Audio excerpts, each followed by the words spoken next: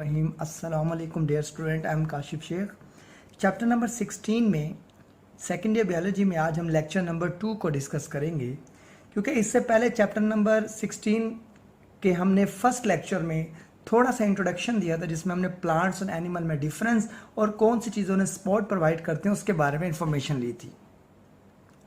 अब हम पहले प्लांट की बात करेंगे, क्योंकि इससे पहले मैंने आपको बताया है कि ये 16 चैप्टर जो है वो छोटे छोटे 4 पोर्शन में डिवाइड किया हुआ है।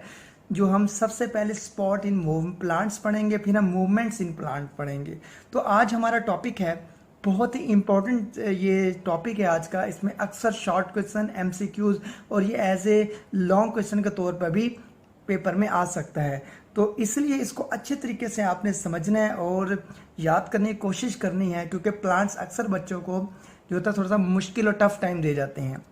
तो सबसे पहले हम पढ़ने लगे स्पोर्ट्स इन प्लांट, कि कौन सी चीज़ें प्लांट्स को सपोर्ट करती हैं। In plants stem, roots and leaves are well evident and parts of plant.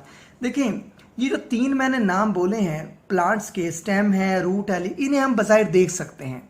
इन तीनों ये एविडेंट है, ये जाहिर हिस्से हैं पौधे के, और ये मेन पार्ट्स भी हैं प्लांट के। तो इसमें जो सपोर्ट प्रोवाइड करने वाली चीज़ है, ज़हन में रखिएगा, सपोर्ट प्रोवाइड करने वाली चीज़ है वो है स्टेम के बारे में। अब हमने स्टेम के बारे में इंफॉर्मेशन लेनी है। स्टेम क्या चीज़ है? देखें, अगर हम एक स्टेम को देखें तो स्टेम एक इस तरह का एक स्ट्रक्चर होता है, और बेसिकली ये ज़मीन पर लगा होता है, और इसके ज़मीन के नीचे जो होती हैं वो रूट्स होती हैं, ये आप सब जानते हैं। उसके बाद जो यहाँ पर है, यहाँ पर आप सब जानते हैं जो लीव्स लगे होते हैं, छोटी छोटी पैट्यूल्स, टहनियाँ होती हैं जो इसके साथ शाखों के साथ लगे होती हैं। तो बेसिकली हमने थोड़ी सी इंफॉर्मेशन लेनी है कि ये जो रेड कलर की चीज़ है ये बेसिकली स्टेम है। अब हमने सपोर्ट, क्योंकि मेन चीज़ जो है सपोर्ट की वो स्टेम ही प्रोवाइड कर रहा है।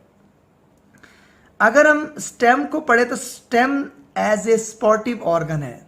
सपोर्टिव ऑर्गन का मतलब होता है कि सहारा देने वाला। बहुत इंपॉर्टेंट अब हम बात पढ़ने लगे हैं। सबसे पहली बात अब हम ये पढ़ेंगे,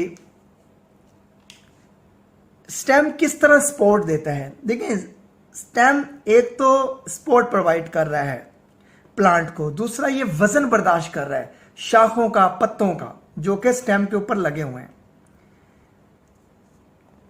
अब हम अकॉर्डिंग टू बुक स्टेम के बारे में इंफॉर्मेशन लेते हैं। In plant stem provide support to the aerial parts of the plant. एक बात हमें यह समझ आई कि स्टेम जो होता है ये प्रोवाइड करता है सहारा टू एरियल पार्ट्स। ये शाखें, ये पत्ते, ये एरियल पार्ट्स हैं, वो हिस्सा जो हवा में मौजूद होता है उसे एरियल पार्ट कहते हैं, जो जमीन से ऊपर है। एक तो हमें बात समझ आ गई कि इसका काम है जी सपोर्ट प्रोवाइड करना। दूसरी इंफॉर्मेशन है कि stem also act as a supply line. बहुत इंपॉर्टेंट बात है, सप्लाई लाइन। देखें, जो भी चीजें, जो रूट्स हैं वो एब्जॉर्प्शन का काम करेंगी साल्ट और वाटर को, तो वो स्टेम से ही गुजर कर जाएंगी। याद रखिएगा, वो स्टेम से गुजर कर हर शाख में, हर पत्ते में जाएगी। तो ये सप्लाई लाइन, और जो पत्तों में फोटोसिंथेसिस होगा, ग्लूकोज बनेगा, वो भी स्टेम से गुजर कर ही रूट्स के अंदर आएगा। तो बेसिकली एक सप्लाई लाइन बन जाती है स्टेम, किसके दरमियान? रूट्स और एरियल पार्ट, शूट और लीव्स के दरमियान। तो इसलिए ये भी बहुत इंपॉर्टेंट बात, क्योंकि पौधों को खुराक चाहिए, और खुराक जो है वो क्या है? न्यूट्रंस है, वाटर है, वो जड़ एब्जॉर्व करती है ज़मीन से, और वो प्रोवाइड करती है स्टेम को। स्टेम में बहुत सारा स्ट्रक्चर बना हुआ है जिसको हम डिस्कस करने जा रहे हैं, और वो मेन सप्लाई लाइन है, वो सप्लाई करता है चीज़ों को शूट और रूट में, शूट और सॉरी लीव्स में। और उसके बाद जो लीव हैं, जो ग्लूकोज बनाते हैं, कार्बोहाइड्रेट जिसे हम कहते हैं फोटोसिंथेसिस के नतीजे में, वो तने के जरिए ही क्या है जड़ों तक पहुंचती है। तो ये बात है कि ये बहुत बहुत इंपॉर्टेंट बात है कि stem act as a supply line between the roots and the aerial parts of plant. ये आपकी बात समझ आ गई। उसके बाद इन द स्टेम, अब स्टेम के अंदर the function of the support, अब जो स्टेम फंक्शन प्रोवाइड कर रहा है स्पोर्ट का, is shared among several types of the cell. अब खाली स्टेम एक स्ट्रक्चर नहीं है, वो मुख्तलिफ किस्म के सेल से मिलकर बना हुआ है। स्टेम पर भी मुख्तलिफ किस्म के सेल्स मौजूद होते हैं जो सपोर्ट प्रोवाइड करने में मदद देते हैं। अब वो कौन कौन से सेल हैं? द लिविंग सेल्स, जिनमें एपिडर्मस है, कॉर्टेक्स है, पिथ है, एंडोडर्मस है, वगैरह वगैरह।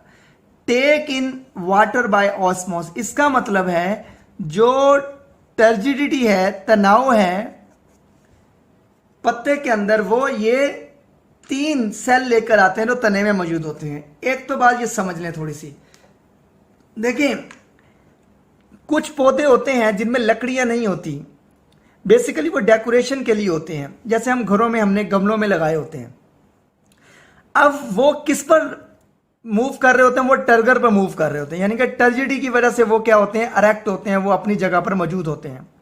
अगर उनमें पानी ना हो तो वो क्या हो जाते हैं, वो विल्ट हो जाते हैं, मुरझा जाते हैं। तो बेसिकली जो हर्बिशियस प्लांट होते हैं जिनमें लकड़ी नहीं होती, जैसे बेलें होती हैं बहुत सारी, जैसे गंदुम है मिसाल के तौर पर, जैसे बहुत सारे घर में डेकोरेशन करने वाले पौधे हम लॉन्स में लगाते हैं, उनमें लकड़ी नहीं होती, तो उनमें खाली क्या होती हैं, टहनियाँ टाइप होती हैं। अगर हम पत्ते को देखें तो पत्ते की एक टहनी होती है जिसे हम पेटियोल्स कहते हैं। तो ये जो है ये टहना जिसे हम कहते हैं ये पेटियोल है, बेसिकली ये प्रोवाइड करता है टर्जिडी, तनाव पत्ते को। तो हमने ये देखा है कि ये एपिडर्मस, कॉर्टेक्स एंड पिथ ये सॉफ्ट टिश्यू है। ये बात आपने जहन में रखनी है, ये तीनों क्या हैं, ये सॉफ्ट टिश्यू हैं। इसलिए सॉफ्ट होने के साथ साथ ये टर्जिडी प्रोवाइड करते हैं, ये टर्गर प्रेशर जनरेट करते हैं। ऐसे ही है जैसे एक गुब्बारे में आप हवा भर दें तो वो गुब्बारा फूल कर बड़ा हो जाएगा। इसी तरह ये जिन पत्तों में लकड़ियां नहीं होती, ये तनाव में लेकर आते हैं अपने सेल को, पानी को अंदर लेके आते हैं, जिसकी तरह तनाव आता है और सेल फूलता है और पत्ते के अंदर पानी आता है, जो कि आपको पता है वैक्यूल्स होता है पत्तों में। तो क्या होता है, वो फूल कर वो टर्गर हो जाता है पत्ता। अब अगर हम एक ट्रांसैक्शन करें, इतना हिस्सा अगर हम देखें, अगर हम स्टेम का इतना हिस्सा तोड़ कर देखें, काट कर देखें, तो ये हमने आपके सामने ये थोड़ी सी ड्रॉ करके दिया है। अब अगर हम एक तना है, मिसाल को ये तना है, इसका इतना हिस्सा हम काट के देखते हैं, तो इसके जो बाहर वाला हिस्सा है उसे हम कहते हैं कॉर्क, छाल जिसे हम कहते हैं, ये है कार्क, कोर्क, बाहर वाला हिस्सा। उसके बाद आता है एपिडर्मस, उसके बाद आता है कॉर्टेक्स, उसके बाद एंडोडर्मस और पिथ। ये जो एपिडर्मस, कॉर्टेक्स, एंडोडर्मस है और पिथ है, ये बेसिकली सॉफ्ट टिश्यूज हैं, सॉफ्ट सेल हैं। ये बेसिकली क्या प्रोवाइड करते हैं, ये टर्जिडी, तनाव, जो टर्गर प्लांट जिनमें लकड़ियां नहीं है दरख्तों में, बेलों में, या डेकोरेटिव जो प्लांट्स होते हैं घरों में, गमलों में लगाए होते, उनमें तना नहीं होता। पत्तों में जैसे कि तना नहीं होता, तो ये पेटियोल होती है, टहनी होती है छोटी सी, तो बेसिकली उनमें ये टर्गर उन्हें फुलाता है, उन्हें फुलाकर वो क्या करता है, टर्गर बना देता है, तनाव में ले आता है। अब इसी तरह जो अंदर है फ्लोएम और जाइलम, ये बेसिकली हार्ड स्ट्रक्चर है, ये हार्ड टिश्यू है। ये बेसिकली लकड़ी वाला दरख्त जिसे हम कहते हैं, एक दरख्त है वो बहुत मजबूत है, लकड़ी है, तो उसके अंदर जाइलम और फ्लोएम बहुत बड़ी मिकदार में मौजूद होंगे, क्योंकि दरख्त जो होता है वो काफ़ी लंबा भी होता है और उसमें जो लकड़ी होती है मजबूत होती है, वो जाइलम और फ्लोएम की, इसलिए हम इसे कह रहे हैं कि ये हार्ड टिश्यू है, जबकि बाकी चारों जो है ये सॉफ्ट टिश्यू है। तो ये बात आपने जहन में रखनी है। तो अब हमने स्टेम के बारे में थोड़ी सी इंफॉर्मेशन ली। अब हम ये देखना चाहते हैं कि हमने जो अब स्टेम के बारे में, सपोर्टिव जो ऑर्गन है, हमने इसमें क्या क्या पढ़ना है। सबसे पहले हमने पढ़ना है टर्गर प्रेशर, दूसरा हमने पढ़ना है वेस्क्यूलर बंडल्स, तीसरा हमने पढ़ना है सपोर्टिव टिश्यू। तो ये तीनों चीजें हमने तफसील के साथ स्टेप बाय स्टेप पढ़नी है। तो इसलिए इसको अच्छे तरीके से आपने समझना है। प्लांट्स का पार्ट है, थोड़ा सा मुश्किल होता है, लेकिन आप जब समझेंगे तो आपको आ जाएगा। अब सबसे पहली बात है टर्गर प्रेशर क्या होता है। टर्गर प्रेशर का मतलब ये होता है अगर किसी सेल में पानी आए, पानी कैसे आएगा, जब साल्ट आएगा। जब साल्ट किसी सेल में आता जाएगा तो साल्ट ज्यादा होता जाएगा, वाटर कम, तो वाटर खुद ही उसे मूव करता जाएगा। तो मैं आपको समझा रहा हूं बेसिकली अभी ये। तो जब साल्ट भी आ रहा है और वाटर भी आ रहा है तो वो सेल क्या होने लग जाएगा, वो सेल फूलने लग जाएगा। तो ये बात तो आपको समझ आ गई। टर्गर प्रेशर पानी की वजह से तनाव का प्रेशर बन जाएगा अंदर, जो उस सेल को फुला देगा और उसमें टर्जिडिटी आ जाएगी, तनाव आ जाएगा। The pressure exerted by the swelling protoplast against the wall, cell wall, is called the turgor pressure. अब ये बात आपने थोड़ी समझनी है। देखें, ऐसा प्रेशर दबाव जो लगाया जा रहा है, स्वेलिंग, एक चीज फूल रही है, वो कौन सी चीज फूल रही है, वो प्रोटोप्लास्ट। अब आपने कंफ्यूज नहीं होना प्रोटोप्लास्ट में और प्रोटोप्लाज्म। अब मैं थोड़ा सा आपको बता दूं, जो प्रोटोप्लाज्म होता है उसके अंदर दो चीजें शामिल होती हैं, एक न्यूक्लियस और एक साइटोप्लाज्म। इसको हम कहते हैं प्रोटोप्लाज्म। लेकिन जब हम कहते हैं प्रोटोप्लास्ट, इसमें आपने कंफ्यूज नहीं होना, इसको समझना है। उसमें आप न्यूक्लियस को भी शामिल करेंगे, साइटोप्लाज्म को भी शामिल करेंगे और इसके बाद आप सेल मेम्ब्रेन को भी शामिल करेंगे। तो ये तीनों चीजें प्रोटोप्लास्ट कहलाती हैं, जबकि ये दोनों चीजें प्रोटोप्लाज्म कहलाती हैं। ये बात ज़हन में आपने रखनी है। तो इसलिए ये बात बताई जा रही है, the pressure exerted by the swelling protoplast. अब प्रेशर लगाया जा रहा है। अब कैसे लगाया जा रहा है, मैं आपको थोड़ी सी डायग्राम से समझा दूं। ये एक सेल है, ये उसकी सेल मेम्ब्रेन है और बाहर उसकी सेल वॉल है, क्योंकि प्लांट्स में सेल वॉल होती है। अब ये इसके अंदर एक वैक्यूल है। अब ये वैक्यूल फूला हुआ है। ये वैक्यूल क्यों फूला हुआ है, क्योंकि इसके अंदर साल्ट है, साल्ट को फॉलो करता हुआ पानी भी अंदर आया। तो इस तरह ये फूल गया। तो फूलने से प्रेशर कहां पे लगेगा, सेल मेम्ब्रेन पर। तो सेल मेम्ब्रेन पर क्या होगा, प्रेशर लगेगा against cell wall. Cell wall के अगेंस्ट है ये, क्योंकि प्रेशर किसके ऊपर लग रहा है, सेल मेम्ब्रेन पर लग रहा है। सेल मेम्ब्रेन क्या है, क्योंकि फटने से बचाती है सेल वॉल सेल मेम्ब्रेन को, इसलिए तमाम का तमाम प्रेशर जो होता है वह सेल वॉल बर्दाश्त करती है। इसी वजह से जब ये टर्जिडिटी आती है इसके अंदर, तो सेल वॉल पर उसका दबाव लगता है, जिसकी वजह से वो टर्गर होना शुरू हो जाता है सेल, और जिसकी वजह से पत्ता जो है वो क्या होता है, टर्गर हो जाता है, तनाव में आ जाता है। अब ये बात थोड़ी सी इंफॉर्मेशन थी, इसलिए बताया जा रहा है the pressure exerted by the swelling protoplast again the cell wall is called the turgor pressure. उससे हम क्या कहते हैं, टर्गर प्रेशर का नाम देते हैं। उसके बाद बहुत इंपॉर्टेंट सवाल है, अक्सर पेपर में ये बात पूछी जाती है शॉर्ट क्वेश्चन के लिहाज से, how the turgor pressure is generated या how the turgor pressure is maintain. ये भी बात पूछी जाती है, बहुत इंपॉर्टेंट शॉर्ट क्वेश्चन है ये। Turgor pressure is generated by high osmotic pressure of vacuole. अब देखिए यहां पर आपको दो बातें बताई गई हैं। टर्गर प्रेशर जनरेट कैसे होगा, number one, high osmotic pressure of vacuole. जब हाई ऑस्मोटिक, ऑस्मोटिक किसे कहते हैं, वाटर, जब पानी वैक्यूल के अंदर ज्यादा आएगा तो वैक्यूल फूल जाएगा, तो एक तनाव का सूरत हाल पैदा हो जाएगी। ये बिल्कुल ऐसी है जैसे आप एक मोटरसाइकिल के टायर को हवा भरें, क्योंकि टायर में आप हवा नहीं भर सकते, टायर के अंदर ट्यूब होती है। जब आप उस ट्यूब के अंदर हवा भरेंगे तो टायर जो होगा ऑटोमेटिकली क्या हो जाएगा, वो फूलना शुरू हो जाएगा। तो प्रेशर जो है वो क्या है, बिल्डअप हो रहा है ट्यूब के अंदर, तो जो एग्जर्ट किसके ऊपर लगा रहा है, टायर के ऊपर। तो इसी तरह जो है, जो प्रेशर पानी आने की वजह से वैक्यूल के अंदर बढ़ रहा है, वो प्रेशर लगेगा सेल मेम्ब्रेन में, जिसकी वजह से पत्ता जो होगा वो तनाव में आ जाएगा। तो ये बात इंफॉर्मेशन तो आपको समझ आ गई। अब ये मेंटेन कैसे होता है, ये आपने बहुत अच्छे तरीके से बात समझनी है। The membrane that bounds vacuole is called tonoplast. बहुत इंपॉर्टेंट शॉर्ट क्वेश्चन भी, एमसीक्यूज भी। What is tonoplast? टोनो का मतलब होता है टेंशन, दबाव, प्रेशर। तो ऐसी मेम्ब्रेन जो वैक्यूल को बाउंड कर रही है उसे हम क्या नाम देते हैं, टोनोप्लास्ट कहते हैं। अब हम डायग्राम को ड्रॉ करते हैं। ये एक सेल है, उस प्लांट सेल वॉल है, ये उसकी सेल मेम्ब्रेन है और ये अंदर उसके वैक्यूल है। वैक्यूल बड़ा होता है साइज में। तो ये जो मेम्ब्रेन है इसे हम कहते हैं टोनोप्लास्ट, क्योंकि ये एक ऑर्गेनेली है, प्लांट्स के अंदर होती है, वाज़ेह तौर पर बड़े साइज की होती है, एनिमल में छोटे छोटे साइज में होती है। तो यहां पर यह बात बताई जा रही है, membrane that bound vacuole is called tonoplast, it contains number of the active transport system. अब ये बात आपने जहन में रखनी है, जब ये बात आ जाए एक्टिव ट्रांसपोर्ट सिस्टम, तो इसका मतलब है कि एक्टिव ट्रांसपोर्ट मूवमेंट हो रही है। इसका मतलब यह है कि वैक्यूल के ऊपर, ये वैक्यूल है, इसके मेम्ब्रेन के ऊपर एक्टिव ट्रांसपोर्ट सिस्टम लगा हुआ है। अब वो किसका सिस्टम लगा हुआ देख लेते हैं।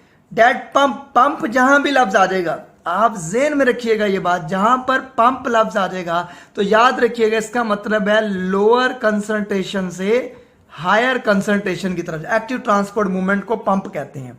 तो हम ये बात समझ रहे हैं कि जो वैक्यूल की मेम्ब्रेन है उसे टोनोप्लास्ट कहते हैं।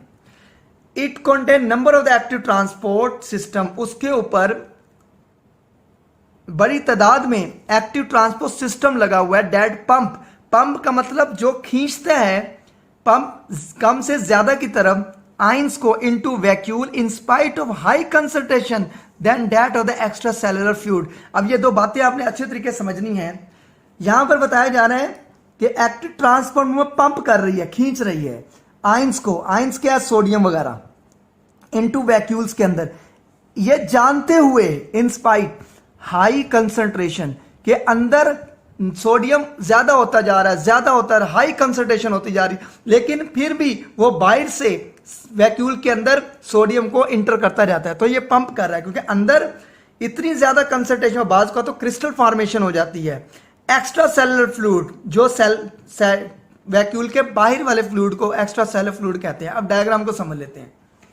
जो बात यहां पर बताई गई है वो ये बताई गई है कि ये वैक्यूल है, वैक्यूल की मेम्ब्रेन को टोनोप्लास्ट कहते हैं। टोनोप्लास्ट में एक्टिव ट्रांसपोर्ट पंप लगा हुआ है जो साइटोप्लाज्म में मौजूद सोडियम को अंदर की तरफ खींचता है। सोडियम इन पंप के जरिए, ट्रांसपोर्ट सिस्टम के जरिए अंदर आता है, क्योंकि अंदर सोडियम ज्यादा होता जा रहा है और बाहर सोडियम कम है, तो इसलिए पंप किया जा रहा है, ये जानते हुए कि अंदर सोडियम ज्यादा है। अब आपसे सवाल है, जब सोडियम अंदर जा रहा है तो हाई साल्ट कंसंट्रेशन हो जाए, तो वाटर भी उसको क्या करेगा, फॉलो करेगा। वाटर जब फॉलो करेगा तो वाटर की मिकदार भी अंदर ज्यादा होना शुरू हो जाएगी और वैक्यूल क्या है, वो फूल कर बड़ा हो जाएगा। तो यानी कि बताने का मतलब उसमें टर्गर प्रेशर, ये तनाव में आ गया। पहले मिसाल के तौर पे वो ऐसे था, सिंपल, उसके अंदर सोडियम गया, उसके अंदर वाटर गया, फूल कर ऐसा हो गया, तो टर्जिडी। तो यही टर्गर प्रेशर जो सेल मेम्ब्रेन पे लगेगा और पत्ता क्या होगा, टर्गर तनाव में आ जाएगा। अब सुने बात, ये तो बात आपको आगे समझ। Because of the higher ionic concentration, क्योंकि अंदर हायर आयनिक कंसंट्रेशन, साल्ट ज्यादा होता जा रहा है। मैंने अभी आपको बताया एक्स्ट्रा सेलुलर फ्लूइड, ये वैक्यूल के बाहर वाली जगह को एक्स्ट्रा सेलुलर फ्लूइड कहते हैं। सोडियम अंदर ज्यादा होता जा रहा है, सोडियम अंदर ज्यादा होता जा रहा है, सोडियम बाहर कम है, तो एक्टिव ट्रांसपोर्ट के सोडियम को अंदर लाया जा रहा है। जब सोडियम अंदर ज्यादा हो जाएगा तो वाटर भी वो क्या कह रहा है, अंदर जाना शुरू हो जाएगा। जब वाटर अंदर जाना शुरू हो जाएगा तो यही बात बताई जा रही है, because of the higher ionic concentration water enters the vacuole, पानी दाखिल हो जाएगा वैक्यूल में, एंड हेंस प्रोवाइड टर्जिडी, और तनाव ले आएगा, एंड मैकेनिकल सपोर्ट, और वो क्या करेगा, और उसे सहारा भी देगा ऑफ द सॉफ्ट टिश्यू। अब सॉफ्ट टिश्यू कौन सी है, मैंने आपको बताया कॉर्टेक्स, जो छाल के नीचे, उसके नीचे सॉरी कोर के नीचे एपिडर्मस, एपिडर्मस से कॉर्टेक्स, कॉर्टेक्स के नीचे एंडोडर्मस, और उसके बाद पित्त। ये सॉफ्ट टिश्यू हैं, ये जेन में रखिएगा आप चारों। और ये टर्गर प्रेशर प्रोवाइड करते हैं उन पौधों में जिनमें लकड़ी नहीं होती। जो सॉफ्ट पौधे होते हैं, जैसे बेलें हो गई हैं, जैसे टहनियाँ हो गई हैं पत्तों की, उनमें लकड़ियाँ नहीं होती बेसिकली। जैसे डेकोरेटिव लॉन में लगाने वाले पौधे होते हैं, गमलों में लगाने वाले पौधे, उनमें लकड़ियाँ नहीं होती बेसिकली। तो जो वो तनाव में रहते हैं, हर वक्त अपनी जगह पे खड़े रहते हैं, वो इसी टर्गर प्रेशर की वजह से रहते हैं। आप नोट करें, आजकल गर्मियों का सीज़न है, आप एक गमले को पानी ना डालें और वो आप देखेंगे मट्टी खुश्क हुई पड़ी होगी दोपहर के वक्त और पत्ते सारे मुरझाए पड़े होंगे। लेकिन जब आप पानी ऐड करेंगे उसके अंदर और थोड़ी देर बाद देखेंगे पत्ते दोबारा अपने असल पोजीशन पर आए होंगे। तो इसके अंदर क्या होगा, जैसे गुब्बारे में आपने हवा भर दी, गुब्बारा फूल गया, तो इसलिए उनके अंदर टर्गर प्रेशर जनरेट, और इस तरह टर्गर प्रेशर जनरेट होता है जैसे मैंने आपको बताया। The loss of water due to the exosmosis, अगर पानी निकल जाता है, एक्स ऑस्मोसिस का मतलब बाहर तक निकल जाता है, from plant cell make the flaccid, ज्यादा अगर पानी नहीं गया, टेम्परेचर ज्यादा है तो लॉस हो गया वाटर ज्यादा, तो वो क्या हो जाएंगे, फ्लैसिड हो जाएंगे, मुरझा जाएंगे और नीचे की तरफ झुक जाएंगे, जैसे कि आप अक्सर गमलों में ये देखते हैं। अब हम इसकी एग्जाम्पल पढ़ लेते हैं। ये बहुत इंपॉर्टेंट बात है जो मैंने आपको समझाई है, इसको अच्छे तरीके से आपने समझना है, बार बार सुनना है। और मैंने आपको ये एडवाइस किया हुआ है कि हैंड फ्री यूज किया करें ताकि आपकी प्रॉपर कंसंट्रेशन जो है वो टॉपिक के ऊपर रहे। अब देख लें जी, एग्जाम्पल इसकी देख लेते हैं, थोड़ी सी समझ आ जाएगी हमें। In living cell stem like, अब लिविंग सेल, क्योंकि स्टेम लिविंग सेल होता है, तो उसके एपिडर्मस है, कॉर्टेक्स एंड पिथ है, ये सॉफ्ट टिश्यू है, ये बार बार बात जिक्र कर चुके हैं। Take in water by osmosis, turgor produce करते हैं। This thus an internal hydrostatic pressure का टर्गर प्रेशर डेवलप, तो पानी इनके अंदर आता है, पानी उनके अंदर बरकरार रहता है, तो इसलिए एक प्रेशर बिल्डअप होता है जिसे हम टर्गर प्रेशर कहते हैं। हाइड्रो वाटर स्टेटिक का मतलब है सुकून, एक हालत में रहना पानी का, जिससे एक तनाव की सूरत पैदा हो रही है, जिसे हम टर्गर प्रेशर कहते हैं। ये टर्गर प्रेशर डेवलप करने में ये तीनों सॉफ्ट टिश्यू जो है स्टेम के अंदर मुझे बहुत इंपॉर्टेंट रोल प्ले करती हैं। The pressure keep them rigid, अब जो प्रेशर होता है उन्हें सख्त करता है और उन्हें झुकने से बचा, जैसे हवा चल रही है, क्योंकि सबसे जो ज्यादा प्रेशर हवा होती है, तो हवा उन्हें झुकने नहीं देती।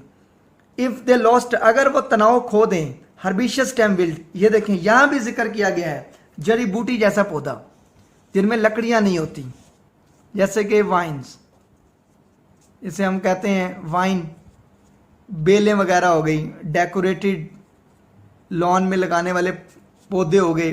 तो ये बेसिकली ये जो एपिडर्मस, कॉर्टेक्स, एंडोडर्मा, पिथ, ये हर्बिशियस प्लांट के अंदर होते हैं, क्योंकि उनमें लकड़ियां नहीं होती, तो तना नहीं होता लकड़ी वाला, तो ये बेसिकली टर्गर प्रेशर क्रिएट करते हैं उसके अंदर। The turgor pressure very important to maintain the turgidity of the plant cell, तो पौधे को अपनी असली हालत में रखने के लिए कि वो झुके ना, इसलिए हर्बिशियस प्लांट के अंदर क्या किया जाता है, वो टर्गर प्रेशर जनरेट किया जाता है, टर्जिडिटी, तनाव पैदा किया जाता है। क्योंकि अगर हम एक लकड़ी वाला दरख्त देखें, बड़ा सारा दरख्त देखें, जैसे आम का दरख्त देखें, तो वो तो उसके अंदर तना बहुत मोटा होता है, बहुत बहुत यानी कि सख्त होता है, और उसके ऊपर शाखें और पत्ते लगी होती हैं, तो पत्ते और शाखें और तना तो मुरझाता नहीं है, तो वो तो नहीं मुरझाता, मुरझाते तो वो पौधे हैं जिनमें लकड़ी नहीं होती बेसिकली। तो इसलिए हर्बिशियस प्लांट में टर्गर प्रेशर जनरेट, ये तीनों जो हैं ये टिश्यू प्रोवाइड, इन्हें सॉफ्ट टिश्यू कहते हैं, और स्टेम के अंदर मौजूद होती हैं। ये हमारी अभी पहली इंफॉर्मेशन हुई है। स्पोर्टिव टिश्यू जो स्टेम है उसमें हमने ये टर्गर प्रेशर के बारे में इंफॉर्मेशन ली। अब थोड़ी सी हम बात पढ़ लेते हैं वेस्कुलर बंडल्स को। अब वेस्कुलर बंडल क्या होते हैं? अब वेस्कुलर बंडल की जहां बात की जाए तो वहां हम बात करते हैं जाइलम और कुछ फ्लोएम की बात करते हैं। अगर हम वुड को टेक्निकली डिफाइन करें तो वो सेकेंडरी जाइलम कहलाती है, और ये हार्ड होती है, जो तने को मोटा करती है हर साल, और तना हर साल मोटा होता जाता है, क्योंकि हर साल उसके अंदर एक एनुअल रिंग बनता है। इस तरह एक हर तने के अंदर एक इस तरह का एक रिंग बनता है हर साल, तो ये तने की मोटाई में इजाफा होता है, जिसे हम अगले आने वाले टॉपिक में भी डिस्कस करेंगे। तो यहां अभी तक आपने इंफॉर्मेशन यही लेनी है। वेस्कुलर बंडल, यहां पर हम किसको जिक्र करेंगे? Secondary xylem. अगर हम वुड को टेक्निकली डिफाइन करें तो वो सेकेंडरी जाइलम कहलाता है, जो कि हार्ड स्ट्रक्चर होता है, जो बहुत ज्यादा सपोर्ट प्रोवाइड करता है। अब हमने ये देखना है कि जो वेस्कुलर बंडल है, सेकेंडरी जाइलम है, वो ज्यादातर कौन से ऐसे हिस्सों में होता है और ये क्या इंपॉर्टेंट रोल प्ले करता है, उसको देख लेते हैं। इन मोस्ट terrestrial plants, ट्रस्टियल खुश्की पे रहने वाला, जहां हवा का प्रेशर बहुत ज्यादा होता है।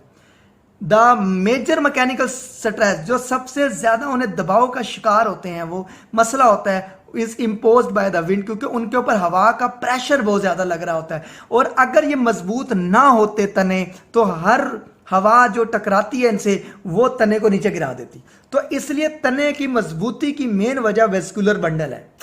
क्यों? क्योंकि ये उसे क्या है, वो झुकने नहीं देती तने को। अब हम पढ़ते हैं कि ऐसी क्या चीज है जो उसको झुकने नहीं देती। पहली तो बात हमने पढ़ी कि सबसे बड़ा प्रॉब्लम जो है ट्रस्टियल खुश्की पर रहने, खुश्की में सहरा भी आ जाता है, खुश्की में खुले इलाके भी, मैदानी इलाके भी आ जाते हैं, तो हवा का प्रेशर यहां पर ज्यादा होता है।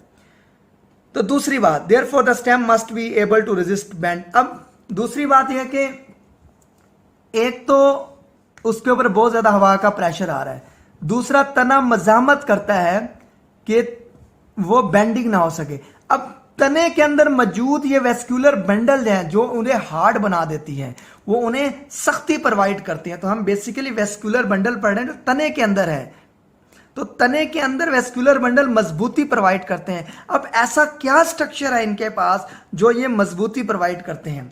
अगर हम एक बड़ा दरख्त देखें, उसको हम पढ़ने लगे हम, द वेस्कुलर बंडल, जिसे हम xylem, secondary xylem, hard would कह रहे हैं, कंटेनिंग जाइलम, ये आपके सामने उसने खुद जिक्र कर दिया कि वेस्कुलर बंडल पार्टिकुलरली जाइलम का नाम लिया गया।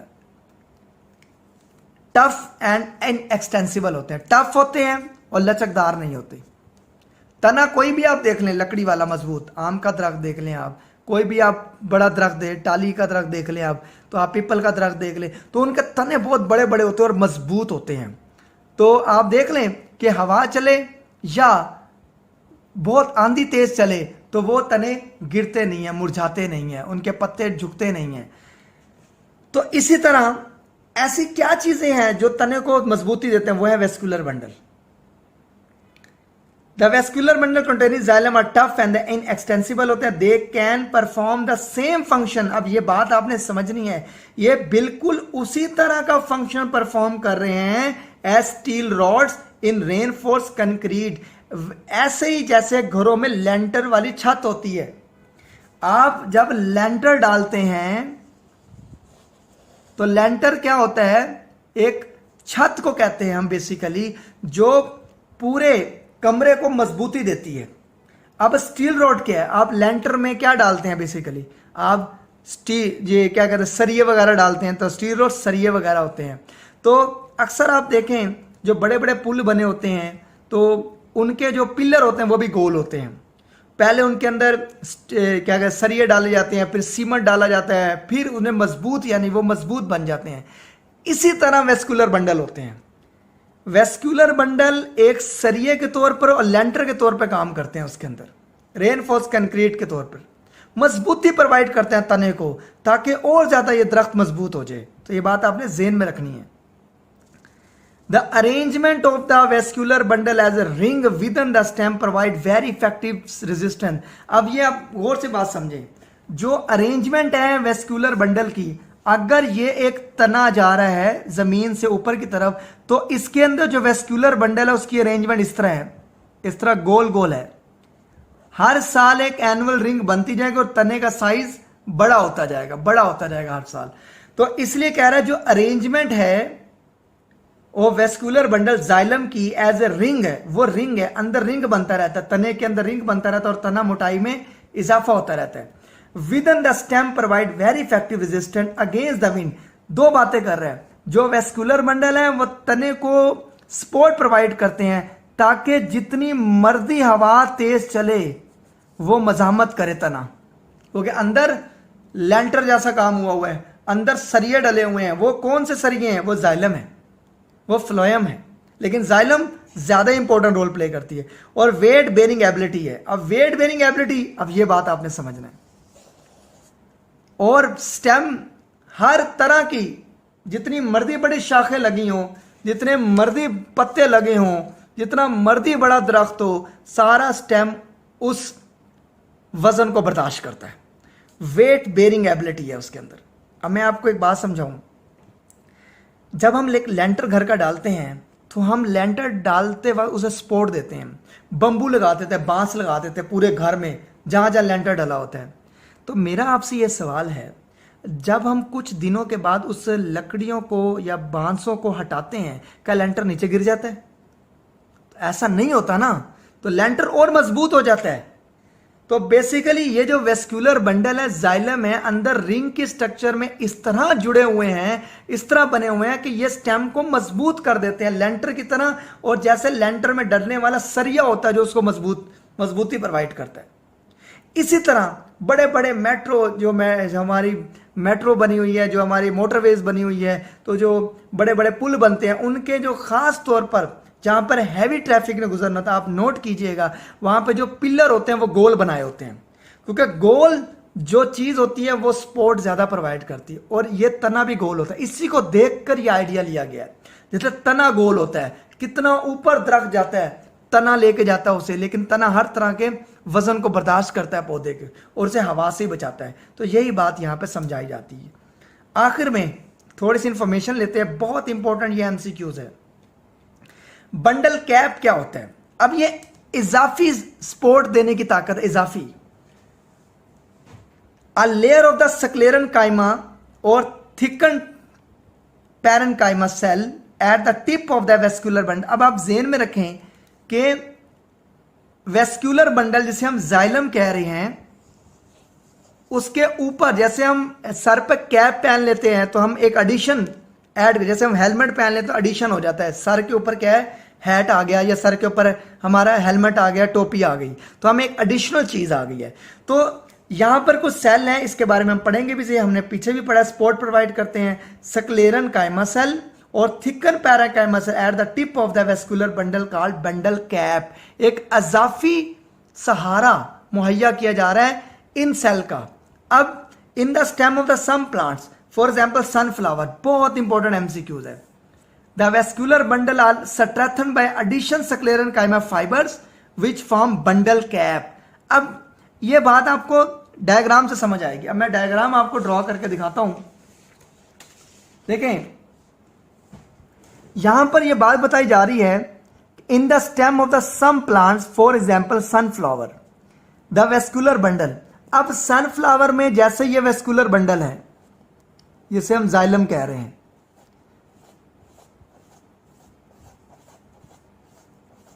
ये वेस्कुलर बंडल है, इस तरह अरेंज हुए पड़े सर्कल में। फॉर एग्जाम्पल सनफ्लावर के एग्जाम्पल, ये आपने एमसीक्यू में जेन में रखना, सनफ्लावर के एग्जाम्पल है, बंडल कैप सनफ्लावर पर होते हैं। Vascular bundle are strengthen, vascular bundle को और ज्यादा, यानी कि जाइलम जो कि मजबूत लकड़ी का नाम है टेक्निकली, उसको और ज्यादा मजबूती प्रोवाइड की जा रही है बाय एडिशनल सक्लेरन काइमा फाइबर्स। अब ये एक सेल का नाम लिया गया है, सक्लेरन काइमा, जो सपोर्ट करवाता है, उसका एक सेल है जिसका नाम है फाइबर, जिसको हम आने वाले टॉपिक में भी डिस्कस करेंगे। अब फाइबर क्या होता है? ये फाइबर, इसको कहते हैं इस तरह रेशा, ये फाइबर है। तो ये अरेंज कैसे हुए हैं? जब ये अरेंज हो जाएंगे तो ये सिलेंडर फॉर्म में हो जाएंगे, इस तरह, ये देखें, ये इस तरह अरेंज हो जाएंगी, इस तरह अरेंज। तो इसके ऊपर इस तरह अगर हम देखें तो इस तरह का एक कैप आ जाएगी,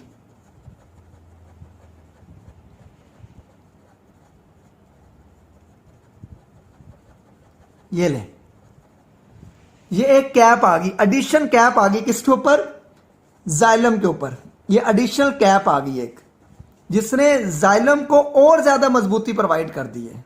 ये ले, ये एक कैप आ गई है इसके ऊपर, यानी कि तने में जाइलम के ऊपर एडिशनल एक मजबूती देने के लिए एक लेयर बन गई, जिसे हम क्या नाम देते हैं? बंडल कैप देते हैं। और ये क्या होती है? विच फॉर्म बंडल कैप। तो इस तरह फाइबर जो होते हैं, ये फाइबर है, ये सक्लेरन काइमा सेल है, उसकी एक टाइप है फाइबर। फाइबर इस तरह अरेंज होकर बंडल कैप बना देते हैं, तो ये एडिशनल सपोर्ट प्रोवाइड करता है। तो ये हमारी इंफॉर्मेशन है स्टूडेंट्स जो कि वेस्कुलर बंडल के बारे में, इसको हम फर्दर भी आने वाले टॉपिक में डिस्कस, अभी हम इंट्रोडक्शन में स्पॉट इन प्लांट के बारे में डिस्कस कर रहे हैं। बहुत इंपॉर्टेंट ये शॉर्ट क्वेश्चन एमसीक्यूज के लिहाज से टॉपिक है, इसको आपने अच्छे तरीके से बार बार समझना है। इंशाल्लाह ताला हम आखिरी पार्ट जो है वो स्पॉटेड टिश्यू जो है, जैसे मैंने आपको लास्ट बताया कि ये 3 चीज़ें बेसिकली हमने पढ़नी है इसके अंदर। तो हमने इस लेक्चर में ये 2 चीज़ें पढ़ी हैं, एक टारगेट प्रेशर और वेस्कुलर बंडल। तो इंशाल्लाह ताला हम नेक्स्ट टॉपिक में ये स्पॉटेड टिश्यू और नेक्स्ट